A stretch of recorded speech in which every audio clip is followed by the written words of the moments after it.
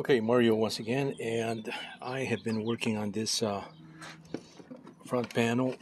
This is just a mock-up while I print my other one that I just also completed.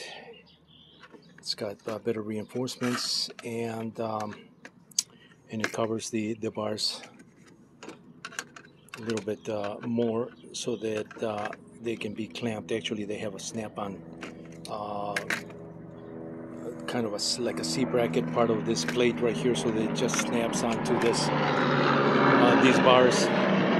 So while I wait for that to print, I thought I'd do a test with all these buttons here and switches. It's all set up.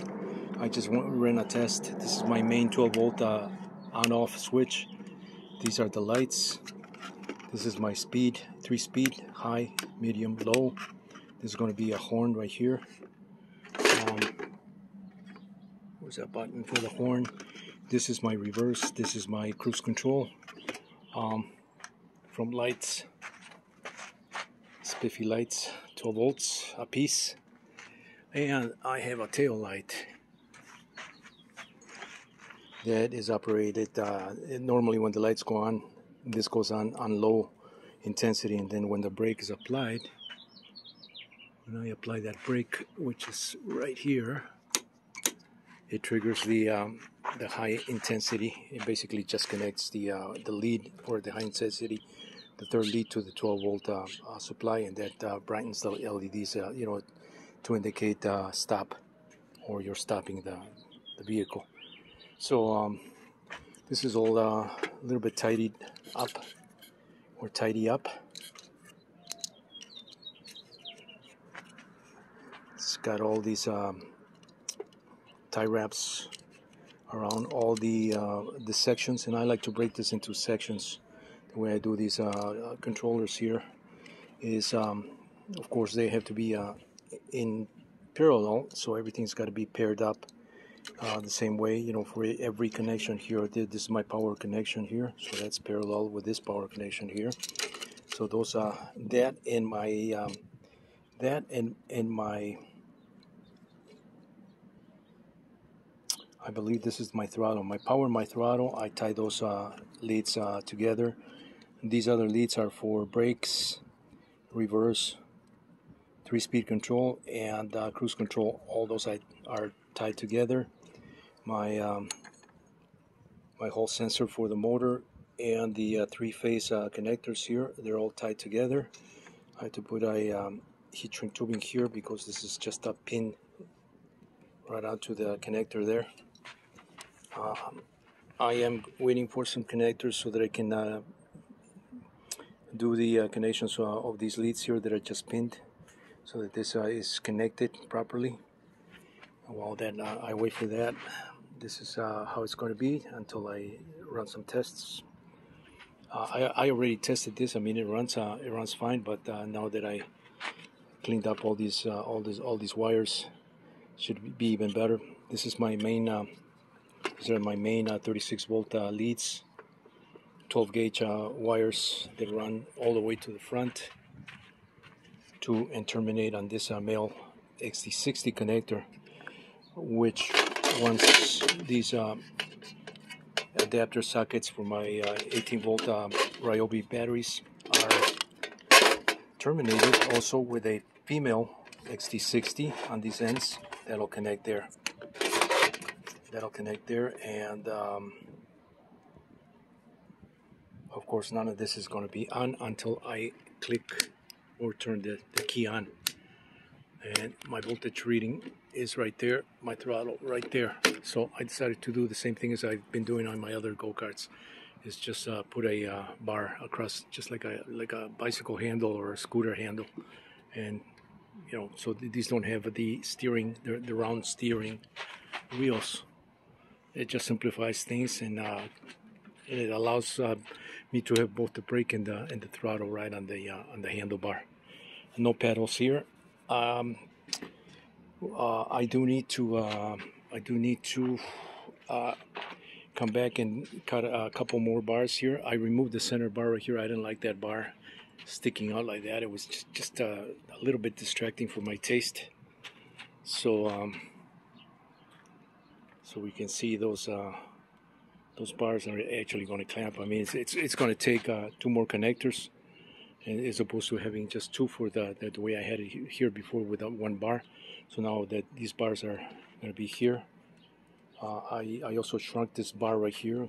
I mean, I had some bars already done for that, so this is a little bit closer to the edge of this wheel here, and so it looks a lot nicer, a little more low profile. So these bars are going to be new. I'm going to cut those, and they'll be connected to my connectors here, maybe with another 45 or just one of these pivoting connectors. So that's going to be done next, and once that's done, I have to work on the cushion here. I've been looking for ready-made those what are those called, gaming chairs, so that I can just remove the just the seat portion and pop it there. So I have my eye on a few of these gaming chairs that are on sale, just used equipment. And so as soon as I get a response from the people that I sent questions about them, I'll probably get one of those. If not, then I'll just have to make it from scratch. But it would be nice to just have one of those seats, because they're they're very padded, they're well padded, and it would just look very nice here on this seat pan that's already installed on the frame of this go-kart. So I mean, that's how it's looking. I also brought this back by that much. That's about 3 inches. Before it was here, so I brought it back so that this is leaning more towards the pilot. So it's a little easier to hold on to this. Before my hands were all the way kind of extended, so now I should have a little bit of elbow angle there to hold on to these things, and it's a little more comfortable that way. My footrests, for the time being, I'm thinking of putting, well, this needs one of these 180-degree connectors. Where are those connectors? 180-degree connectors. Unfortunately, this is the way they're coming from Maker Pipe connectors. Now they're no longer selling them in black as the original one. So now I have to take these and paint them. I guess I'm gonna have to paint these. So these 180 degrees, very similar to these guys right here, will hold the front bumper in that respect. So those will be right there with the front bumper. Protection for these lights here, and also for the wheels. And so once that's done, I think I'm going to add.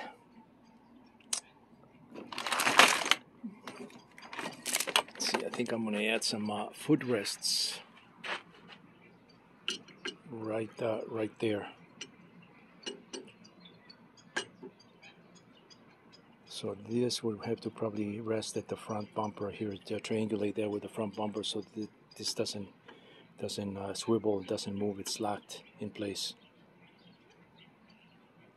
So that'll be my footrest right there.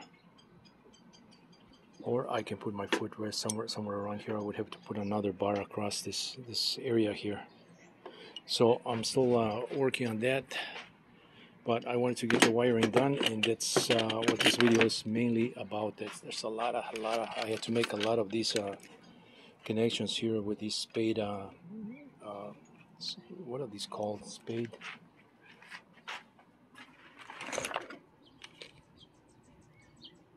Spade connectors, quick disconnect. So, I mean, I've already used these come in 100 packs. I've already used a lot of females, so I ordered some more of those just to have them, because these are pretty good connectors for doing exactly what I'm doing here. It makes connections a lot easier with these switches and buttons that have the same terminals, the spade type lugs. So it just makes it a lot easier here. This will have to be cleaned up once I get once I get the updated panel here.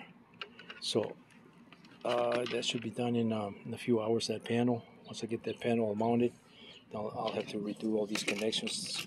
Pretty much relocate all these things the same way they are here onto the new one. In addition to these sockets, for the battery, so they'll be right in front of me. So yeah, it's looking pretty spiffy. Can't wait to run this again.